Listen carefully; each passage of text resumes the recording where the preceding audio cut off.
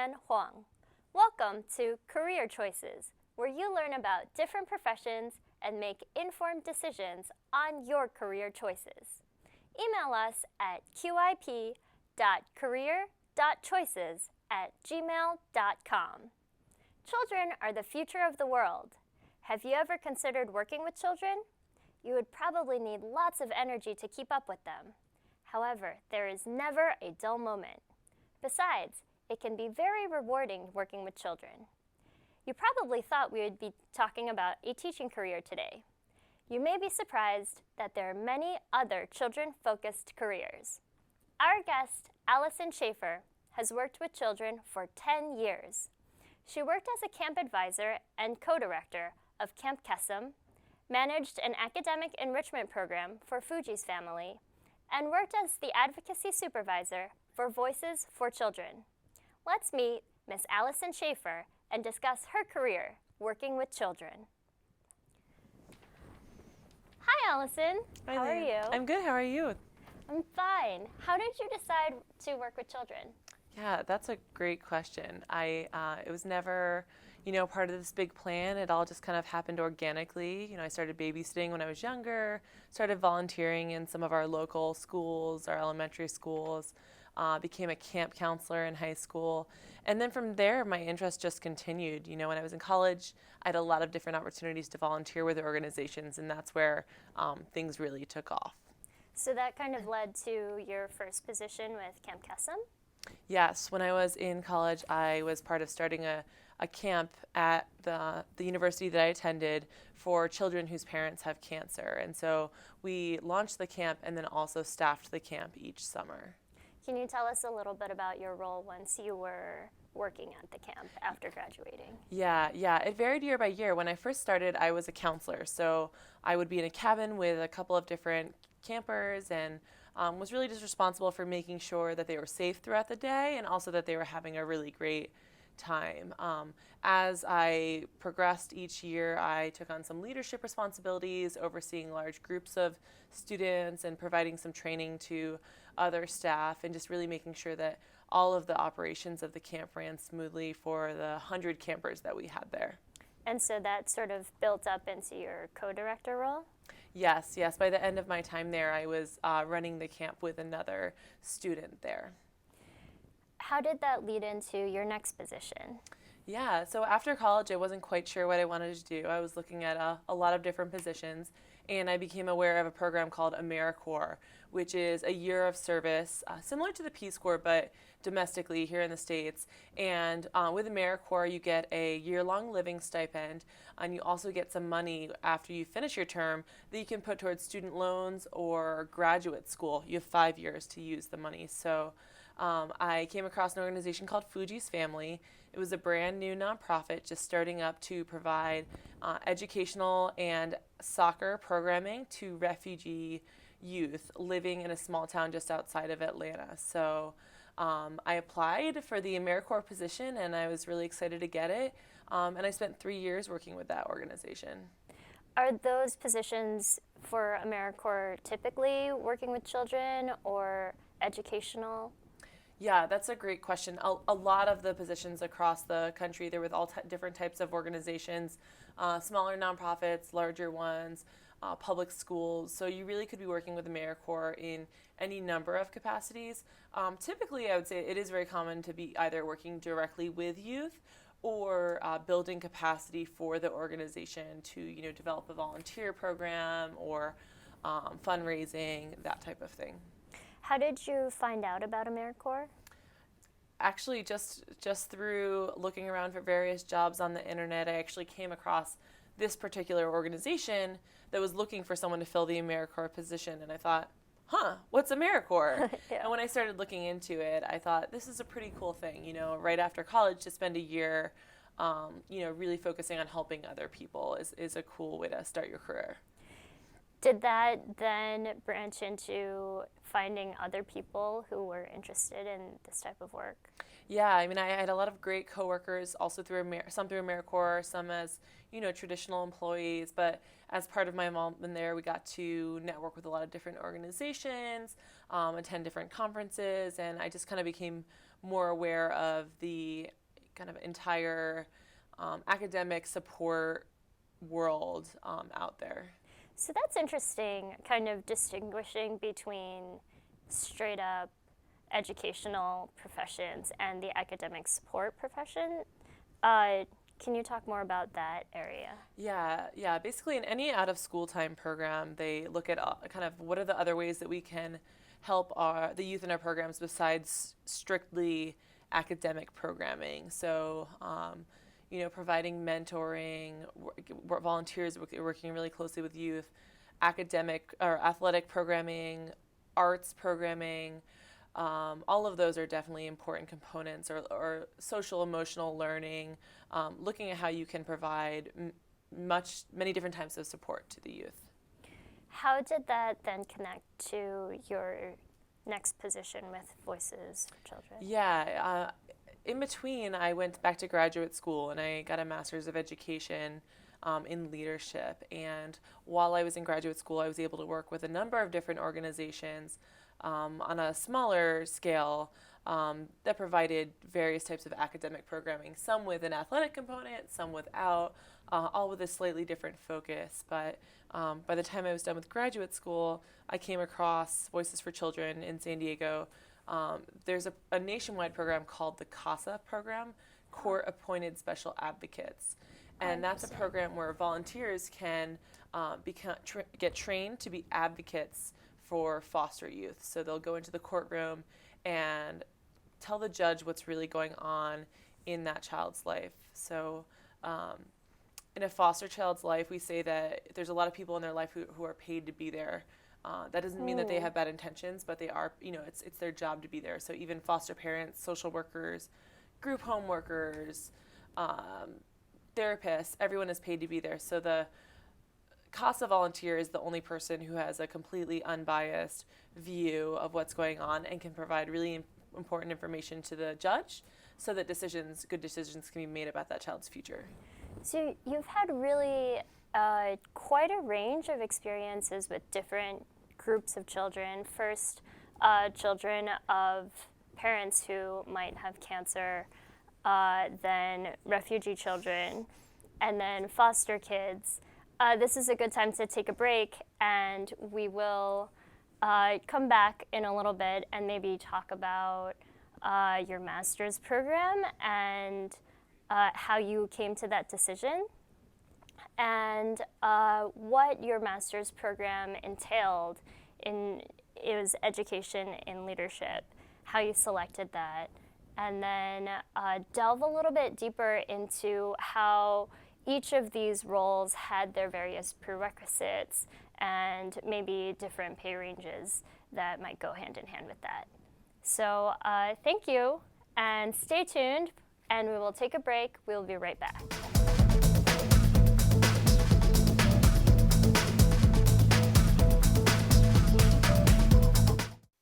Every book is an adventure waiting to come to life. Visit new worlds. Encounter new friends. And discover the power of reading. Go to read.gov to read A Princess of Mars, the first novel to feature John Carter. A new world awaits. Read. A boy born in Joplin, Missouri was fascinated by anything with wheels and a motor. The odds of him winning both the Daytona 500 and the Brickyard 400 in the same year, 1 in 195 million. The odds of the child being diagnosed with autism, 1 in 110. I'm Jamie McMurray, and my niece has autism. Learn more at autismspeaks.org/signs. Today is Saturday. Salad on Saturday, fruit on Friday, Thunderball Thursday, water Wednesday, touch your toes Tuesday, let's move Monday, swap us next Sunday. 60 minutes of physical activity a day and eating well can help get your child healthy. So keep them active and eating well every day. Get ideas, get involved, get going at letsmove.gov. That's letsmove.gov.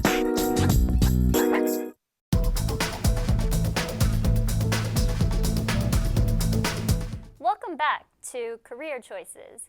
We're here with Ms. Allison Schafer. Just before the break, we were talking about her various experiences in working with children, from camp to child advocacy programs, and so we'll continue with that. Do you have any experience working with children with special needs? Yeah, that's definitely not an area where I have focused a lot of my time, but all the programs that I've worked with have been open to all youth, so the refugee program, all refugees, and the foster youth program, foster youth of many different backgrounds. So throughout my time in those programs, I have worked with youth of pretty much every type of background and history. Yeah. What are some differences in each of those roles and also in your interactions with the children? Yeah, so when I was at Camp Kesem, I guess in the two different phases, as a camp counselor, you're spending all day, all night with campers. It's exhausting. It always makes me, whenever I'm at camp, I always think about how much respect I have for teachers, and spending all day, every day for 180 school days with kids, that's a really exhausting thing to do. I find it a little bit easier to be on the administrative side, really troubleshooting problems, working one-on-one with youth if there's a particular behavioral issue, or coaching staff through different challenges. So when I was working with the refugees, I was working directly with the youth, so facilitating our after-school program, supervising study hall. Our soccer program was pretty complex, and so I was scheduling all of the games, all the transportation. I actually drove our program bus. Also, if you can imagine me driving around in a miniature school bus with 10 to 14-year-old boys on the bus, speaking 20 different languages. So I spent a lot of time with the families, helping them attend school visits, getting them connected to social resources, helping some of the parents find jobs. So really, really a variety of things. By the time I moved to Voices for Children, I was more on the administrative side, supervising volunteers who were working directly with foster youth. So I would see our youth, a handful of youth each week at our court cases or at school visits. But for the most part, it was our volunteers spending most of their time with the youth and me providing support to the volunteers. So with teaching, I think a lot of us have experience with teachers just coming up through school, but knowing about educational administration is a little bit of a black box. Can you talk about what goes on behind the scenes? Yeah, and it definitely depends on the program, but I guess just to start naming categories, there's a lot of operational and logistics support going on, making sure things are running smoothly. So transportation, meals, communication with parents, managing first aid or medical situations that come up, managing behavioral issues. I think in any situation with kids is going to be a really big focus. Is there any background knowledge or training for that?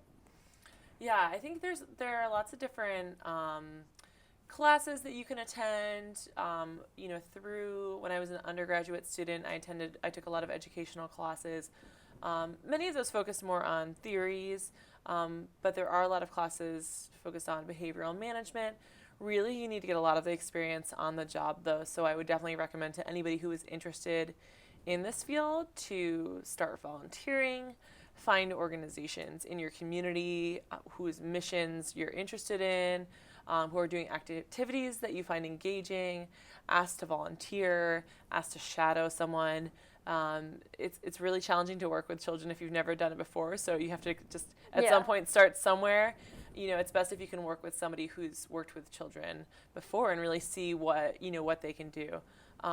It's easiest when you have a relationship with the children. So at the beginning of working with any group of youth, it's always challenging. Okay. You're getting to know them, you're figuring out, their different personalities. They need to learn to respect you, to understand your expectations. So it can definitely take a while to build that relationship. Let's talk a little bit more about that. What are these challenges? Yeah, I mean, you think about like having a group of students do something and, you know, them just saying no. So, you know, you're driving the bus around town and some students keep standing up. Well, you can't drive a bus around town with kids standing up, you know, or if you have volunteers coming in to provide homework help or mentoring, if they're being rude to the volunteers. Sometimes in a lot of my programs, we've used classrooms from different schools. So the schools will have very strict rules, like we need to leave the classrooms in good shape, you know, don't touch the teachers' equipment, don't bring food into the classroom. So, you know, all of a sudden you walk into a classroom and there's a big, you know, there's a 72-ounce Slurpee spilled all over the rug. So you really never know what you're gonna come across. So it's about kind of staying cool. A lot of times kids are trying to get a rise out of you or see if they can make you mad. So kind of being consistent and, you know, just being firm and, like, you know, communicating the rules and communicating your expectations. So it sounds like some of the job is rolling with the punches. Definitely rolling with punches. And Definitely. improvising. Yes. Yes. I always find it challenging when a youth will do something that is really inappropriate but also very funny. So it's hard to, you have to, you know, make yourself not laugh because they'll think that it's completely okay and they'll try to do it again to make you laugh. So that's one of the most challenging things for me. Is that some of also the best times? Yes. Coupled with the worst Yes, times? that is probably my favorite, is like once the kids go, you know, home or go to bed at camp, and as adults you come together and say like, oh my gosh, like, and you just kind of trade war stories from the day, and you know, once you're telling it then it doesn't sound quite as exasperating as it did in the moment, and you can normally find the funny pieces in it, even if it, you know, really pushed your buttons at the time. So trying to keep your perspective in the moment. Yes, definitely. I have a question with, you were talking about how your roles with children seem to have kind of progressed from camp counselor and then building up to a more director role and then getting your master's and then finding an even more involved or technical role there. How does getting the experience from volunteering then translate onto a resume? You know, what's stronger, having the coursework or having the volunteer work? I would say the volunteer work, hands down. No one is going to care what you have to say about what you learned in your classes if you don't actually have experience working with kids. And it doesn't matter if you've taken all the classes in the world. You're right. You can walk into that class and the kids might eat you alive. So definitely getting the experience in different settings is really important. What were some times where the kids kind of ate you alive, and how did you get out of or overcome those situations? Yeah, I think when I was working with my program with the refugee youth in Atlanta, you know, it was my first full-time job out of college, and it took me a while to really learn to set good boundaries and expectations. Sometimes the kids would say, you know, come on, Miss Allison, just let me do this, or just let me do this, or it's not a big deal. But at the end of the day, kids want clear expectations and clear structure, and so you can build a relationship much quicker with them if you can set that right from the start, and they understand exactly where you're coming from. How closely does the volunteer type of work hopefully have to match your role for it to translate? I actually wouldn't say very closely at all. I would say you could be working with any age group, any demographic. I was about to ask about age groups. Yeah, I mean, and the roles are all kind of the same. It might feel different at times, right? Like working with 4-year-olds is definitely different than working with 16-year-olds, but the same principles apply, like having really clear expectations and good communication. How much do you also end up working with families? A lot. I think in every program I've worked with, it's working very closely with families. Depending on the program, it's been in different types of capacities, but that's definitely a huge part of it. Can you describe some of those interactions? Yeah. I mean, I think it's a lot of, you know, coming back from the program, whether that's the summer camp or whether that's, you know, the after-school program, and kind of looping the parents into what's going on. You know, your child is really struggling in school, or they're doing really well here, or they're doing well in school, but we're having some behavioral issues, and trying to really make sure that we're partners with the parents in providing services to the youth. What is the pay range to be expected across all these roles that you've been through? Yeah, I mean, it definitely can run the full gamut, depending on what type of experience you're coming with, and I would say the more that you get into managing staff who are managing youth, that's where the pay rates start to increase. But I mean, when you're coming just out of college or even just out of high school, you're expecting pretty entry level earnings. Do your options change a lot before and after your master's? Yeah, I would say I had access to a lot higher level job, more of the program manager level job, where I'm managing staff or managing many more youth in one program, and that definitely increased your salary. Can you talk about your master's a bit?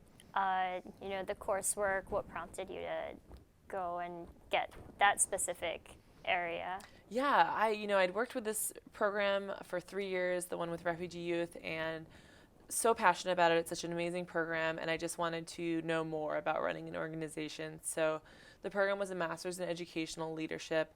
It was only a 1-year program, and what I liked about it is that I spent an entire summer doing coursework where each class was 1 week long for 40 hours.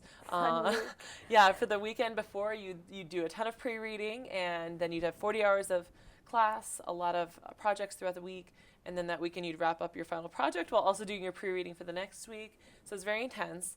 And then the rest of the year, we kind of split up all around the country, went and did internships of various kinds, and would fly back to the city every 6 or 8 weeks to do kind of a 4 or 5 day weekend extended learning experience for each of our courses, and do classes online in between. And it was education in leadership? Yeah. And so the classes really ranged from, risk management to HR, accounting, fundraising, ethics, really everything you'd need to kind of see an organization from a 360-degree level. And it was geared towards the educational field? Yeah, looking at those organizations from an educational lens. Were there other master's programs that you were considering? There were. A lot of the educational programs are focused more on theory. Some are focused more on practice. I loved that this program gave me the chance to spend time in the classroom as a graduate student, but also that throughout the year I got to be doing internships and using what I learned. I didn't want to be out of the workforce for 2 years. It's really important to me to be studying and working at the same time. So, is that something important generally for the field or for your personal interest? I would say that that's just a personal choice.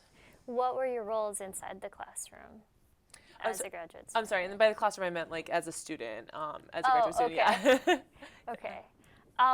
You talked about how your career options have vastly changed now that you've gotten the master's. How crucial is it to have the master's in order to reach these opportunities? Yeah, that's a great question. I would say I wouldn't recommend someone go get a master's just for the sake of getting a master's, but Sure. when you understand, that you're at this level and you want to make higher connections to be able to have conversations at this level, that it could be a good decision to get that master's and be able to draw stronger, more strategic connections between what you're learning and what you're seeing in practice. So are there many people who are at this range of careers who kind of have gotten there through just working in the field for a long time? Yeah, I think at a certain point, and there are other master's degrees you could pursue. Sure. Another really common one would be a master's of social work. You see a lot of people go get that. Even within social work, you could choose a number of different tracks. You could be working directly with youth. You could be working more on the administrative side. So it's about kind of figuring out at a certain point in your career, where do you want to be long term and what do you need to get there? I see. Thank you, Ms. Allison Schafer, for talking to us today about working with children. This concludes today's program. Thank you for joining us. if you have any questions or feedback, or if you would like to share your experience, please email us at qip.career.choices@gmail.com. We'll see you next time on Career Choices.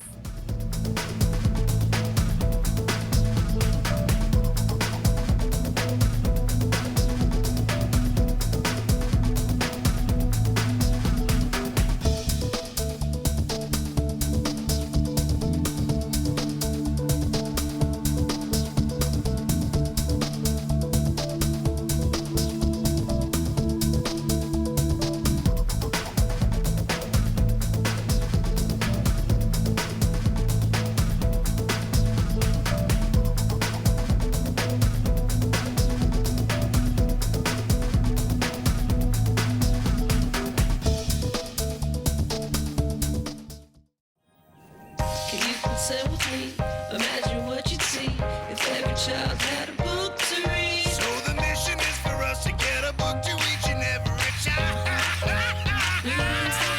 So let's join hands, book people unite. Unearth hidden passion. Come on, we'll have a good time. One book can be the first thing helps to change a life. Book people unite. Read to a child today and spark a lifetime of ambition. Up, college is hard. Down, those books are heavy. My sport is football, but my passion is education. Right up here. So every year I take promising high schoolers on a college tour Lights there, darks there. to show them that higher education means a brighter future. My name is Nnamdi Asamoah. I don't just wear the shirt, I live it. You can be a reader, tutor, or mentor too. Take the pledge at liveunited.org/volunteer. Do you wear this?